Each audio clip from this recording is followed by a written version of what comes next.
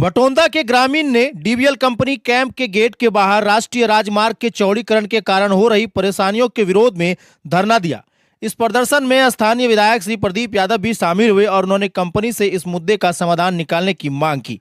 ग्रामीणों ने बताया कि एनएच के चौड़ीकरण के चलते लोगों को सड़क के एक तरफ से दूसरी तरफ जाने में कठिनाई का सामना करना पड़ रहा है, जिसमें बच्चों को स्कूल जाने और अन्य कार्य में काफी परेशानी हो रही है। इसके अलावा इस इलाके में कोई अंडरपास, पुल, सबवे की सुविधा भी नहीं दी गई है, जिससे स्थिति और भी जटिल हो गई है। आए दिन लोग सड़क हादसे का शिकार हो रहे हैं। धरना को संबोधित करते हुए विधायक श्री प्रदीप यादव ने कहा, हम लोग किसी भी काम के विरोध में नहीं है, लेकिन हमारी प्राथमिकता यह होनी चाहिए कि लोगों को सुगम और सुरक्षित यात्रा की सुविधा मिल सके। इस चौड़ीकरण के कारण ग्रामीण को बहुत सारी समस्याओं का सामना करना पड़ रहा है। यदि 16 फरवरी तक इस समस्या का समाधान नहीं निकाला गया तो हम यहां से लेकर गोड्डा तक हर जगह 1 इंच भी काम नहीं होने देंगे। विधायक ने सरकार से आग्रह किया है कि वे जल्द से जल्द उपयुक्त समाधान करें और जैसे कि सबवे बनाने की व्यवस्था की जाए ताकि ग्रामीण को परेशानी से राहत मिल सके। इस धरने में बड़ी संख्या में ग्रामीण और स्थानीय लोग शामिल हुए, जिन्होंने अपनी आवाज को बुलंद करते हुए सरकार से त्वरित कार्रवाई की मांग की।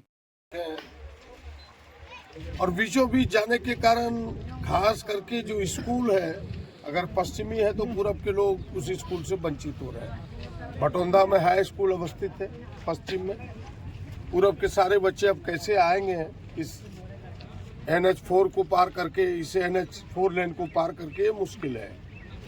आप बटौंदा मुख्य चौक को देखें तो उसके हाट पूरब साइड में है, पंचायत वन पूरब साइड में है, स्वास्थ्य वन पूरब साइड में है, वहाँ भी 4 लेन है। पश्चिमी के पूरे लोग बटौंदा के कैसे लोग क्रॉस करेंगे उसकी कठिनाई है। हरियारी भी यही है, सुगाबथान में मॉडल कॉलेज पश्चिमी में है, कठौन आगे भी जाए आप, यहाँ की आपकी जो प्रमुख पर्यटक स्थल है जोगनी थान, वहाँ भी इन्होंने अंडरपास पुल नहीं दिया, जिस कारण से भारी कठिनाई है और भविष्य में दुर्घटनाओं को आमंत्रण देना है। इस प्रकार की सड़क, इनकी डिजाइन ही गलत है। ग्रामीणों की मांग है कि रीडिजाइन करे और हम सबको अंडरपास पुल दे, और कोई इसके काम का विरोध नहीं है। अभी प्रशासन के प्रतिनिधि वीडियो साहब यहाँ आए थे, हम लोगों ने 2 दिनों का समय दिया। मेरी उपायुक्त महोदय से भी बात हुई थी, यहाँ के SDM ने भी अभी फ़ोन किया था, उनसे भी बात हुई थी। परीक्षा ड्यूटी में, वरना वो भी आते कि भाई हम प्रोजेक्ट डायरेक्टर को बुलाते हैं, यहाँ के प्रतिनिधि, इसके प्रमुख गाँव के लोग भी रहेंगे, मुखिया भी रहेंगे, हम सब रहेंगे, और फिर से रीडिजाइन कैसे हो, ग्रामीणों की सुविधा को ध्यान में रखते हुए वो काम करें। अगर 16 तक कोई ठोस निर्णय नहीं हुआ तो हम सब गोड्डा कॉलेज से लेकर के पूरे क्षेत्र के काम को बंद करेंगे, 1 इंच काम होने नहीं देंगे। यही ग्रामीणों का आवेदन है। हम सब इसके प्रतिनिधि हैं, हम लोग जनता के साथ हैं और जनता और प्रशासन के बीच एक ब्रिज का काम करके हम इसे समझौता कराना चाहते हैं, ताकि काम भी ना रुके, सांप भी मर जाए, लाठी भी ना टूटे। वरना जो ग्रामीणों का आक्रोश है वो आक्रोश कहीं तीव्र आंदोलन में ना बदले। इसीलिए हम लोगों ने 2 दिन का समय दिया है।